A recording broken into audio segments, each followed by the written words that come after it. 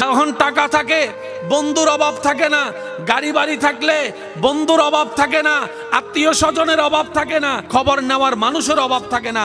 আজকে আপনি অভাবের মধ্যে পড়েন, আপনরা পর্যন্ত ভুলে যাবে, ভাইয়েরা হাত ছেড়ে যাবে, বন্ধুরা চোখ উল্টাই ফেলবে।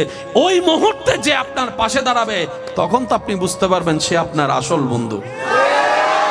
এবার বলেন আমাদের দেহ কার? আওয়াজ ছোট হলে চলবে না, জোরে বলেন দেহ কার? চোখ দিয়েছেন কে?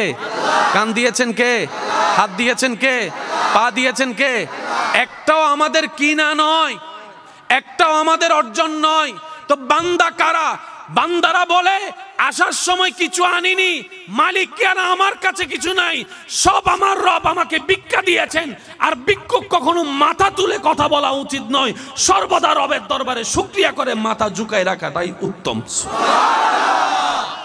আমাদের হারাই গেলে আমরা টেনশন করি, কিন্তু ইব্রাহিম নবীর হারানোর পর উনি আরো খুশি।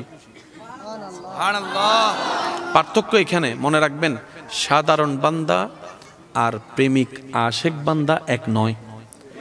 সাধারণ বান্দা পান থেকে চুন খসলেই টেনশন আর টেনশন, আর ওদিকে ইব্রাহিম নবীকে আগুনের সামনে বেঁধে রাখছে, ফেলবে, সবার চেহারা মলিন ইব্রাহিম নবীর জন্য, কিন্তু ইব্রাহিম নবীর চেহারায় প্রাণ উজ্জ্বল মুস্কি হাসি।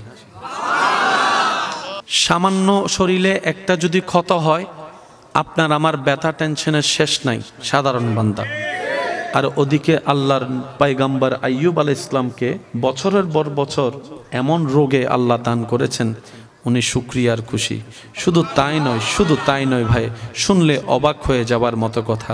আমরা অসুস্থ থেকে সুস্থ হলে খুশি হয়, উনি সুস্থ থেকে অসুস্থ হওয়ার সময় খুশি বেশি হয়েছেন।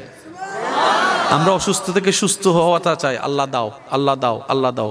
আইয়ুব নবী আল্লাহর নবী, সবাই জানেন নবীরা জবান খুলে বললেই দোয়া কবুল, নবীরা চাইলেই আল্লাহ দান করে। সুবহানাল্লাহ জোরে। নবীরা মুখ ঠোঁট লড়ার আগেই আল্লাহ দান করে। সেই নবী আইয়ুব আলাইহিস সালাম, যার দোয়ায় হাজার মানুষ সুস্থ হয়েছেন, উনি আজকে অসুস্থ।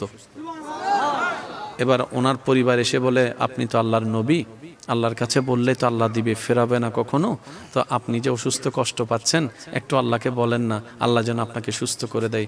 আইয়ুব নবী আল্লাহর আশেক নবী, আল্লাহর প্রেমিক বান্দা আইয়ুব আলাইহিস সালাম উত্তর দিচ্ছেন, ও আমার পরিবার, তোমার জন্য কিছু লাগলে বলো, আমি তোমার পক্ষ হয়ে আমার রবের দরবারে দরখাস্ত পেশ করব। সুবহানাল্লাহ। আমার দুশমনের যদি কিছু লাগে আমাকে বলতে বলো, আমি সুপারিশ করব তার পক্ষ হয়ে আমার রবের দরবারে। যে গরিব তাকে বলো, ধনের ব্যবস্থা আমি আমার আল্লাহ থেকে ফরিয়াদ করে এনে দিব। অসুস্থ যে আছে তাকে বলো আমাকে এসে বলতে, সুস্থতার জন্য আমার আল্লাহর কাছে আমি ফরিয়াদ করব। সুবহানাল্লাহ। যার সন্তান নাই আমাকে এসে বলুক, আমি তার পক্ষ হয়ে সন্তানের জন্য আল্লাহর কাছে দরখাস্ত করব।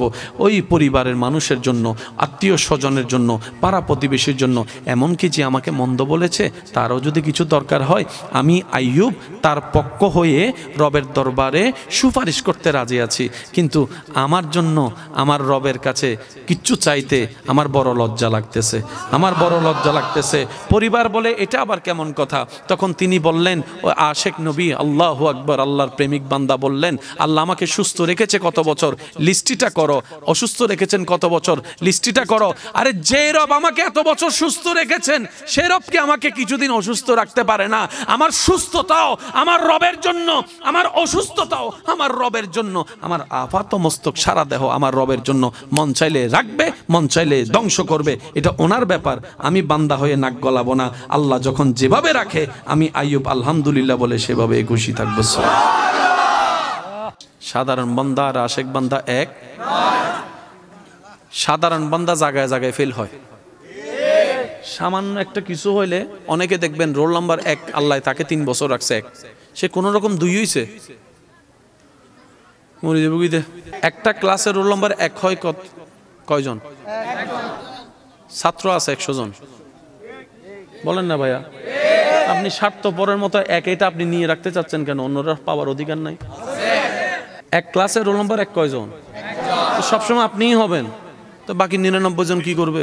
মনে রাখবেন, ভাগযোগ করে খেলে বরকত হয়, শান্তিও লাগে। একাই